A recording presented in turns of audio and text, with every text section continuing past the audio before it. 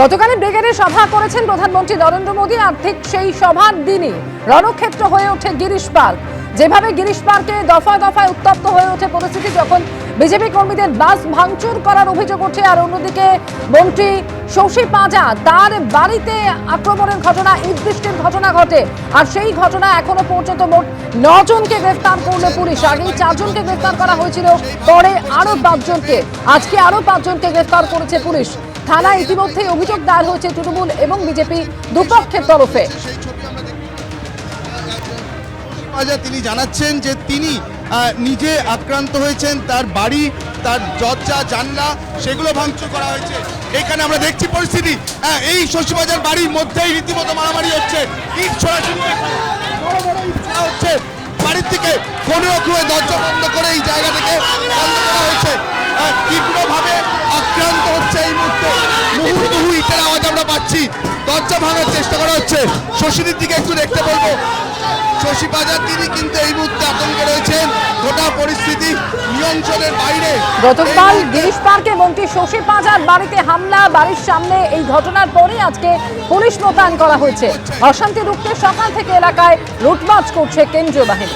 গিরিশ পার্কে ধুমধুমার পরিস্থিতির পর ইতিমধ্যে 9 জনকে গ্রেপ্তার করা হয়েছে। মন্ত্রী শশী পাঁজার বাড়ির সামনে সম্পূর্ণভাবে ঘিরে রাখা হয়েছে। এখনো গতকাল আমরা দেখেছি এই ছবি পুলিশের তরফ থেকে ঘিরে রাখা হয়েছিল, এবং তার সাথে সাথে পুলিশ পোস্টিং ভেতরে এবং বাইরে রয়েছে। তার সঙ্গে আমরা দেখছি যে গিরিশ পার্ক থানার তরফ থেকে রুট মার্চের প্রক্রিয়া, এবং এখানে সেন্ট্রাল ফোর্সের জওয়ানদের নিয়ে মন্ত্রীর বাড়ির সামনে দিয়ে রুট মার্চের প্রক্রিয়া চালানো হচ্ছে। পুলিশ কর্মী একজন সামনে রয়েছেন, এবং যারা সেন্ট্রাল ফোর্সের জওয়ানরা তারা এখানে রুট মার্চ করছেন।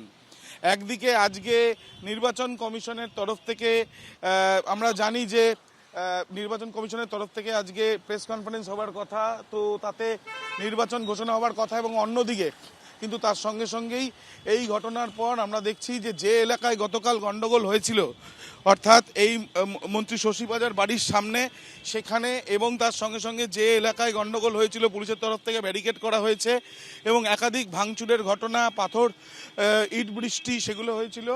সেই জায়গায় কিন্তু ইতিমধ্যে সেন্ট্রাল ফোর্সের জওয়ানদের নিয়ে সেখানে রুট মার্চের প্রক্রিয়া চালানো হচ্ছে, এবং এই যে রুট মার্চের প্রক্রিয়া চালানো হচ্ছে মূলত এরিয়া ডমিনেশনের জন্য।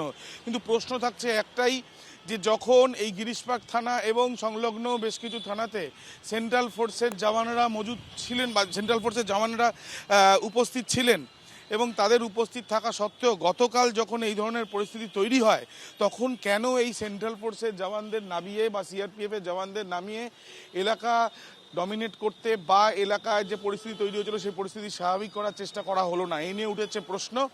ইতিমধ্যে দেখা যাচ্ছে ঠিক ঘটনার পরের দিন একদিকে যেমন পুলিশ পোস্টিং, এবং অন্যদিকে 9 জনকে গ্রেপ্তার করা হয়েছে দুই দলের তরফ থেকে, অর্থাৎ বিজেপি এবং তৃণমূলের তরফ থেকেই অভিযোগ জানানো হয়েছে থানাতে। সেই ঘটনার পর দেখা যাচ্ছে ঠিক একদিনের মাথায় গতকালকের ঘটনার পর সেন্ট্রাল ফোর্সের জওয়ানদের নিয়ে বিভিন্ন জায়গাতে টহল দিচ্ছে পুলিশ।